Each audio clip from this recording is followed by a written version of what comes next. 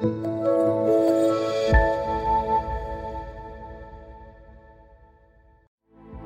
ربي يا ربي إني أسألك العفو عني ولم يخب فيك ظني.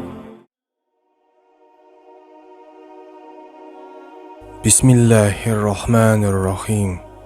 Alloh taologa bitmas tuganmas hamdu sanolar bo'lsin. Payg'ambarimizga mukammal va batamom salovat va durudlar bo'lsin. Ismoil alayhissalom payg'ambarlar ichida eng nasabi mashhur, ya'ni ota-onasi mashhur zotlardan birlari desak, mubolag'a qilmagan bo'lamiz.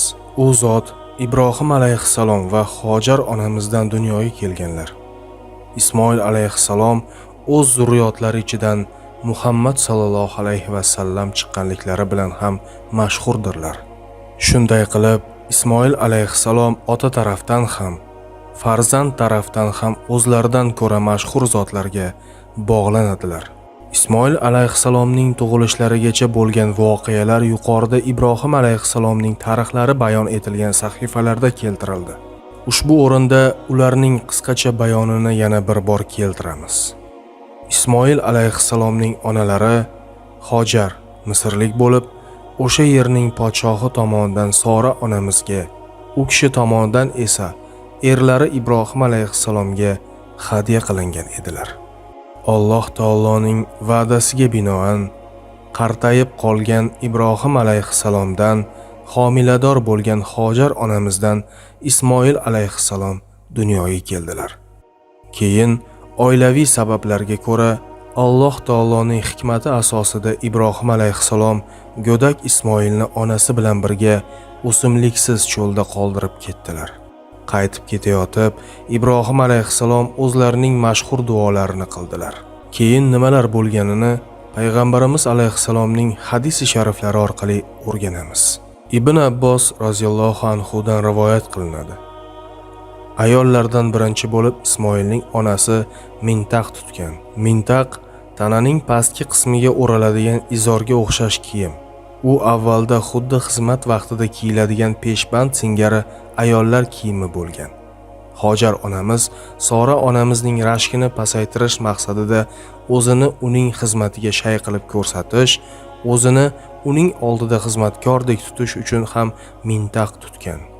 Keyin Ibrohim uni va uning farzandi Ismoilni olib kelib Baytullohning yoniga, ulkan daraxt oldiga, masjidning tepa tomonidagi Zamzamning ustiga tushirdilar. Hojar uni emizar edi. U paytlar Makkada na odam, na suv bor edi. Ikkovlarini o'sha yerga tushirib, oldilariga bir xalta xurmo va bir suvdonda suv qo'ydilar. So'ng Ibrohim yo'lga tushmoqchi bo'lib, ortlariga otlangan edilar. Ismoilning onasi unga ergashib, "Ey Ibrohim, bizlarni na bir inson, na biror narsa bor bu vodiyga tashlab qayerga ketyapsiz?" dedi. U buni unga bir necha marta aytdi. Ibrohim alayhissalom esa unga qaramay turib oldilar. Hojar unga, "Buni sizga Alloh buyurdimi?" dedi. U kishi "Ha" dedilar. Hojar, "Unday bo'lsa, u zot bizni zoya qilmaydi" deb so'ng ortiga qaytdi. Ibrohim alayhissalom yo'lga tushdilar. Nihoyat ular ko'rmaydigan joyga, dovonga yetganlarida bayt sari yuzlandilar.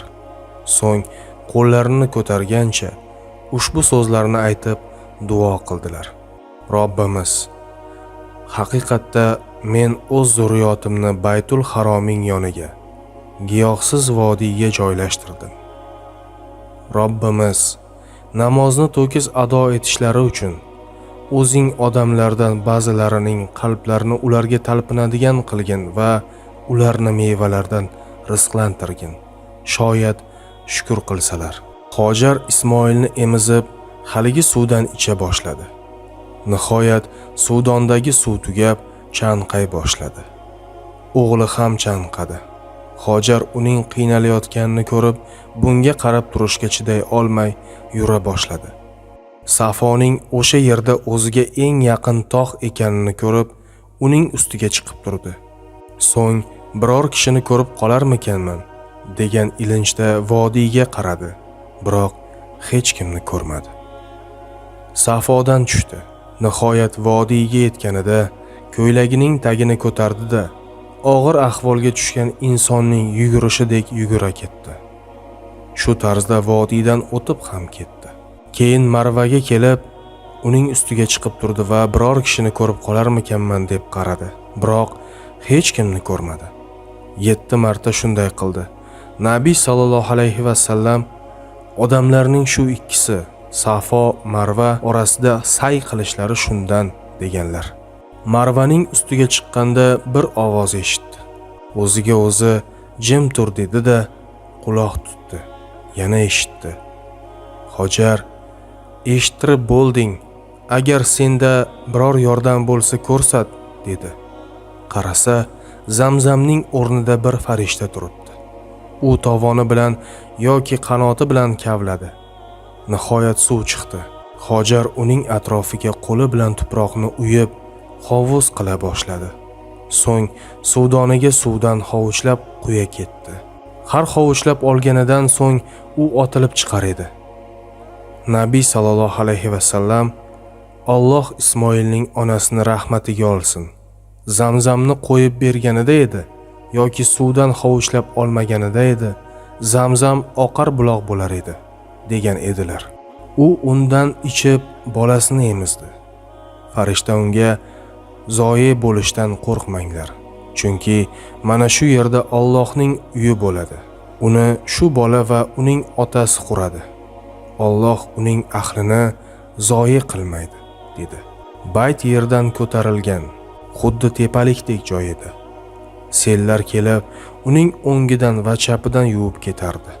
Hojar ana shu ahvolda ekan, uning oldiga Jurhum qabilasidan yo'lovchilar yoki Jurhumdan bir oila desak ham bo'ladi, Kado yo'lidan yurib kelib qolishdi va Makkaning pastiga tushishdi. Ular osmonda doira chizib parvoz qilayotgan qushni ko'rib qolishdi. Shunda bu qush suvning ustida aylanyapti. Aniq bilamizki, bu vodiyda suv yo'q deyishdi. Bir yo ikki chopar yuborishdi. Borib qarasa, suv bor. Ortga qaytib ularga suvning xabarini berishdi. Shunda barchalari suvga kelishdi. Ismoilning onasi suv oldida edi. Ular, yoningizga tushishimizga izn berasizmi, deyishdi. U, ha, lekin suvda sizlarning haqqingiz yo'q, dedi. Ular xo'p deyishdi. Nabiy sallallohu alayhi va sallam Ismoilning onasi uns ulfat istab turganida uni uchratdi deganlar. Ular o'sha joyga tushib, o'z ahllariga odam yuborishdi. Ular ham birgalikda kelib tushishdi. Natijada bu yerda ulardan ko'plab oilalar paydo bo'ldi. Bola ulg'ayib, ularni o'ziga rom qildi. Voyaga yetgach, uni o'zlaridan bir ayolga uylantirib qo'yishdi. Keyinroq Ismoilning onasi vafot etdi. Ismoil uylangach, Ibrohim alayhissalom o'zlari tashlab ketgan kishilarni ko'rgani kelib, Ismoilni topmadilar. Ayolidan uni so'radilar. U, biz uchun rizq izlab chiqib ketganlar, dedi. Keyin undan tirikchiliklari va ahvollari haqida so'ragan edilar. Biz yomon ahvoldamiz, tangchilik, qiyinchilikdamiz deb shikoyat qildi. U kishi, ering kelsa unga salom ayt. Yana aytginki, eshigining ostonasini o'zgartirsin, dedilar. Ismoil kelgach, nimanidir sezgandek bo'ldi. Biror kishi keldimi, dedi. U, ha, shunday bir chol keldi. Bizdan siz haqingizda so'ragan edi, unga aytdim. Tirikchiligimiz qandayligi haqida so'ragan edi, mashaqqat va qiyinchilikda ekanimizni aytdim, dedi. Senga biror tavsiya aytdimi, dedi u. Ha, sizga salom aytishimni buyurdi. Aytdiki, eshigingizning ostonasini o'zgartirar ekansiz, dedi. O'sha mening otam edi. Menga sendan ajralishimni buyuribdilar. Ahlingga boraver, dedi-da, uni taloq qilib, o'sha qavmdan yana boshqa ayolga uylandi. Ibrohim alayhissalom ulardan uzoqda Alloh xohlagancha yurdilar. So'ng ularning oldiga keldilar, biroq uni topmadilar. Ayoliga uchrab, o'g'li Ismoilni so'radilar. Biz uchun rizq izlab chiqib ketganlar, dedi u. o'zlaring qandaysizlar deb undan tirikchiliklari va ahvollari haqida so'radilar. U yaxshilikda, kengchilikdamiz dedi va Allohga hamd va sano aytdi. Yeguligingiz nima dedi? Go'sht dedi. Ichimligingiz nima? Suv dedi. Allohim ular uchun go'shtga ham, suvga ham baraka ber dedilar. Nabiy sallallohu alayhi va sallam o'sha kunda ularda don yo'q edi.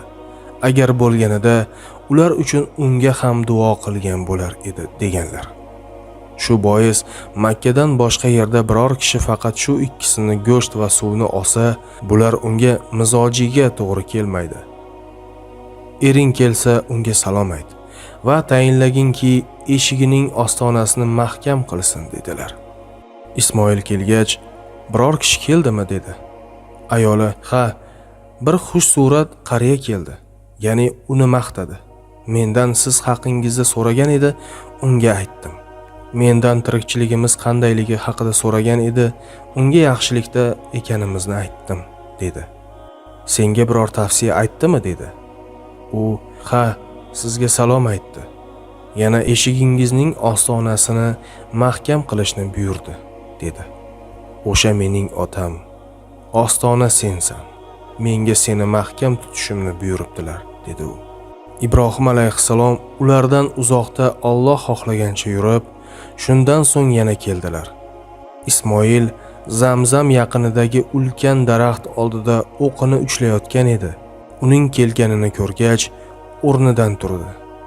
Ikkovlari ota bolaga, bola ota qiladigan muomalani qilishdi. So'ng, "Ey Ismoil, Alloh menga bir ish buyurdi" dedilar. U, "Robbingiz buyurganini qiling" dedi. "Menga yordam berasanmi?" dedilar. "Sizga yordam beraman" dedi. U zot bir baland qum tepaga, uning atrofiga ishora qilib, "Alloh menga mana shu joyga bir uy qurishni buyurdi" dedilar. Ular baytning poydevorlarini ko'tarishdi. Ismoil tosh keltirar, Ibrohim alayhissalom binoni qurar edilar. Nihoyat bino ko'tarilgach, Ismoil mana shu toshni olib kelib, u zot uchun qo'yib berdi. Ibrohim alayhissalom o'shaning ustida turib qurar edilar. Ismoil esa u kishiga toshni olib berib turar edi. Ikkovlari, "Robbimiz bizdan qabul et. Albatta, sen eshitguvchisan, biluvchisan" deyishardi. Ular baytni aylanasiga qura boshlashdi. Buxoriy sahihida rivoyat qilgan. Ismoil alayhissalom o'zlari yashab o'tgan joylardagi xalqlarga payg'ambarlik qildilar. U kishi 12 o'g'il va bir qiz farzand ko'rdilar. Muhammad sallallohu alayhi va sallamning nasablari ham Ismoil alayhissalom bilan tutashadi. Ismoil alayhissalom yolg'iz qizlarini ukalarining o'g'li Is ibn Ishoqqa turmushga berganlar. Ismoil alayhissalom bir rivoyatga ko'ra 137 yil umr ko'rganlar va vafotlaridan so'ng onalari Hojarning yonlariga Ka'ba hijri, ya'ni oysimon poydevori ichiga dafn qilinganlar. U zotga Alloh taoloning salovat va salomlari bo'lsin. يا ربي يا ربي إني أسألك العفو